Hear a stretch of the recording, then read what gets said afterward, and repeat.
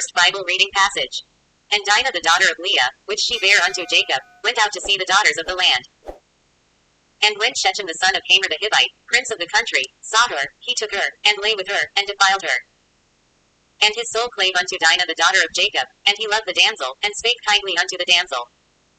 And Shechem spake unto his father Hamor, saying, Give me this damsel to wife. And Jacob heard that he had defiled Dinah his daughter. Now his sons were with his cattle in the field, and Jacob held his peace until they were come. And Hamor the father of Shechem went out unto Jacob to commune with him. And the sons of Jacob came out of the field when they heard it. And the men were grieved, and they were very wroth, because he had wrought folly in Israel in lying with Jacob's daughter, which thing ought not to be done. And Hamor communed with them, saying, The soul of my son Shechem longeth for your daughter. I pray you give her him to wife. And make ye marriages with us, and give your daughters unto us, and take our daughters unto you. And ye shall dwell with us, and the land shall be before you. Dwell and trade ye therein, and get you possessions therein.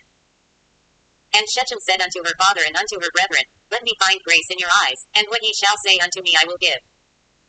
Ask me never so much dowry and gift, and I will give according as ye shall say unto me, but give me the damsel to wife. And the sons of Jacob answered Shechem and Hamor his father deceitfully, and said, Because he had defiled Dinah their sister. And they said unto them, We cannot do this thing, to give our sister to one that is uncircumcised, for that were a reproach unto us. But in this will we consent unto you, if ye will be as we be, that every male of you be circumcised. Then will we give our daughters unto you, and we will take your daughters to us, and we will dwell with you, and we will become one people. But if ye will not hearken unto us, to be circumcised, then will we take our daughter, and we will be gone. And their words pleased Hamor, and Shechem Hamor's son.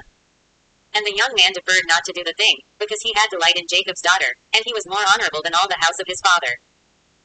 And Hamor and Shechem his son came unto the gate of their city, and communed with the men of their city, saying, These men are peaceable with us, therefore let them dwell in the land, and trade therein, for the land, behold, it is large enough for them. Let us take their daughters to us for wives, and let us give them our daughters. Only herein will the men consent unto us for to dwell with us, to be one people, if every male among us be circumcised, as they are circumcised. Shall not their cattle and their substance and every beast of theirs be ours?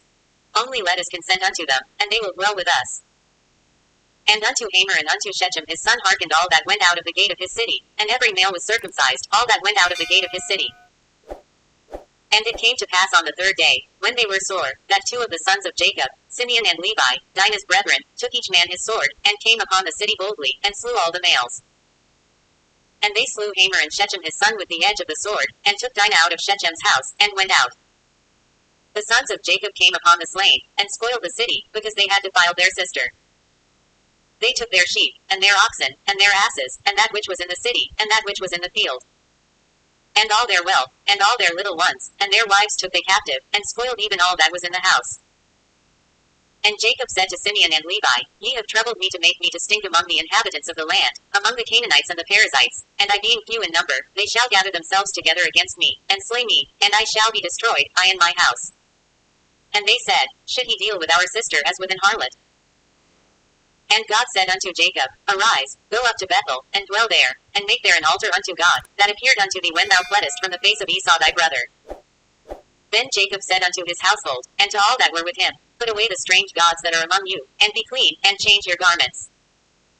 And let us arise, and go up to Bethel, and I will make there an altar unto God, who answered me in the day of my distress, and was with me in the way which I went. And they gave unto Jacob all the strange gods which were in their hand, and all their earrings which were in their ears, and Jacob hid them under the oak which was by Shechem. And they journeyed, and the terror of God was upon the cities that were round about them, and they did not pursue after the sons of Jacob. So Jacob came to Luz, which is in the land of Canaan, that is, Bethel, he and all the people that were with him. And he built there an altar, and called the place El Bethel, because there God appeared unto him, when he fled from the face of his brother. But Deborah Rebekah's nurse died, and she was buried beneath Bethel under an oak, and the name of it was called Alanbachu. And God appeared unto Jacob again, when he came out of Paddan Aram, and blessed him. And God said unto him, Thy name is Jacob, thy name shall not be called any more Jacob, but Israel shall be thy name, and he called his name Israel. And God said unto him, I am God Almighty, be fruitful and multiply, a nation and a company of nations shall be of thee, and kings shall come out of thy loins. And the land which I gave Abraham and Isaac, to thee I will give it, and to thy seed after thee will I give the land. And God went up from him in the place where he talked with him. And Jacob set up a pillar in the place where he talked with him, even a pillar of stone, and he poured a drink offering thereon, and he poured oil thereon.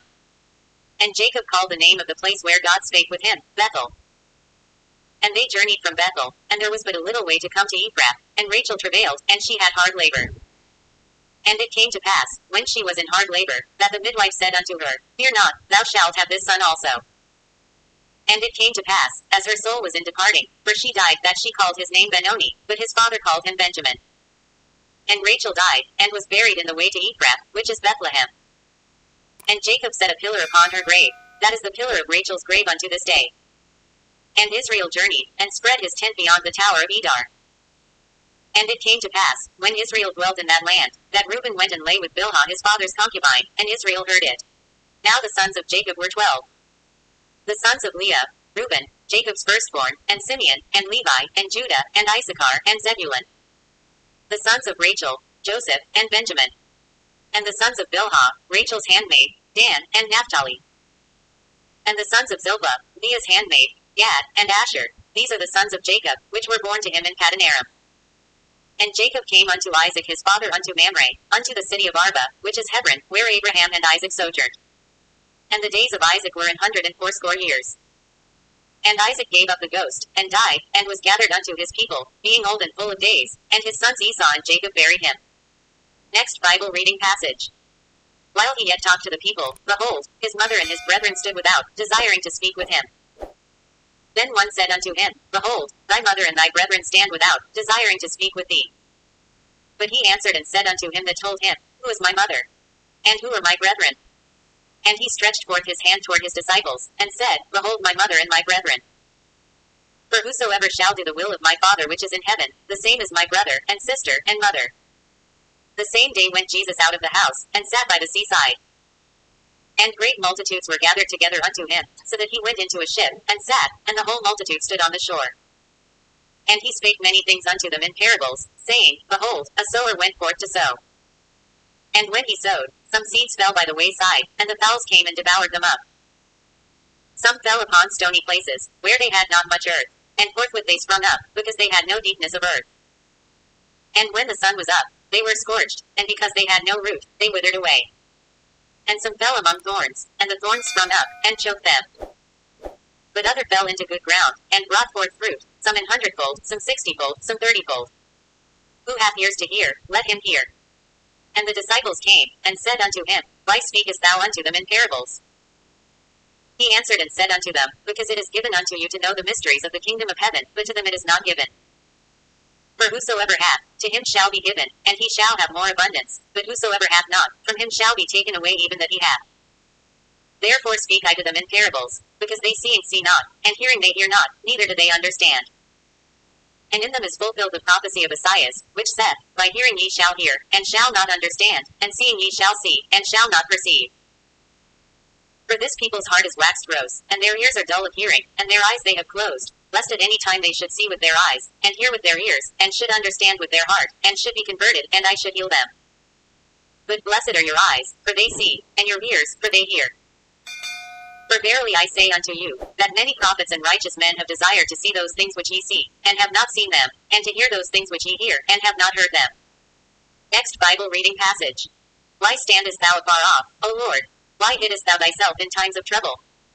The wicked in his pride doth persecute the poor. Let them be taken in the devices that they have imagined. For the wicked boasteth of his heart's desire, and blaseth the covetous, whom the Lord abhorreth. The wicked, through the pride of his countenance, will not seek after God. God is not in all his thoughts. His ways are always grievous. Thy judgments are far above out of his sight. As for all his enemies, he puffeth them. He hath said in his heart, I shall not be moved, for I shall never be in adversity.